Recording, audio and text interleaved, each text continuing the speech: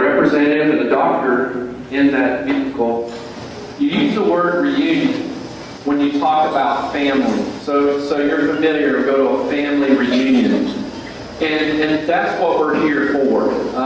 Over that stretch of time a year ago, we got to join together as a family. There's people that I've seen tonight that I haven't seen for a year. And I'd be proud of this community, of this school district, and how you stood up to the latest challenge.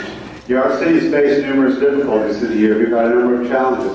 Things have happened here, and every time we've stood up, and I think a lot of it is due to how this community was found. Read the Bible, it says these blessings will continue for generations to come. And I think Friendswood is still enjoying the blessings of how this community was founded. If you don't know the history, look it up. It looked like a mission control. It looked like JSC mission control.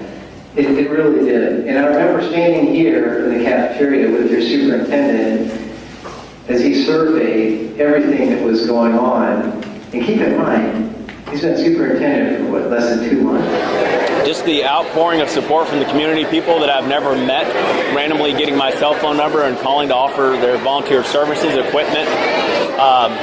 Anecdotally, one of the council members texted me a number and said, "This is Greg. Whatever you need, he'll take care of you." And so before I even had a chance to call the number, that number called me and said, "Hey, it's Greg. What can I do to help you?" And I said, "Well, I'm going to need a boat, Greg." And he said, "Well, I'm not much of a boat guy, but let me make some calls." Within 30 minutes, I had 3 boats show up to the EOC. It wasn't until the 3rd phone call that I realized it was State Representative Greg Bonin that was calling me. But that was just one of the examples of folks going out of their way to do just about anything they could to help Friendswood. We all became a family that day, and as unfortunate of an event that Harvey was, I think we came out of it much stronger. And the pharmacist got out of his car, pulling up face-to-face, lights on, looking at each other. He got out, and I promise, all of those drugs were in a brown, folded-up paper sack. And he handed it to me, and I just said, "Are you serious? A brown paper sack for all this stuff?"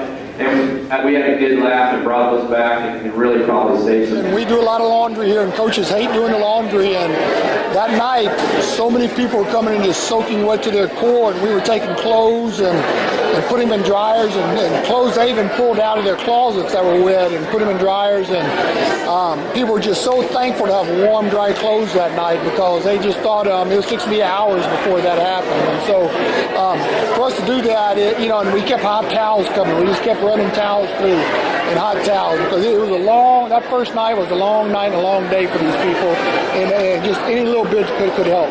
That's why that whole event, and there's some things that you guys should know. You've already heard, but I want to kind of re-emphasize. One of the things that amazed me was whatever we needed, we just had to put it out there, whether it was on Facebook or phone calls or text messages.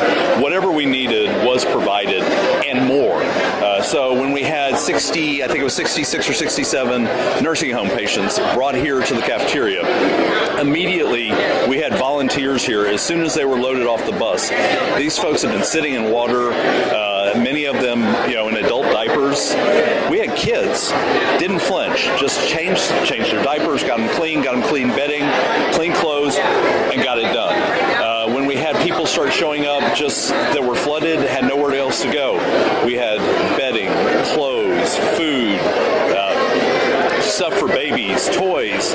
We had so much stuff that it was lying down the hall behind me, probably about 4 foot high by 4 foot wide, down the entire hallway. We had to tell people to stop. And then we were able to move those donations to other spots where they needed them more. And that it talks to the character of Friendswood.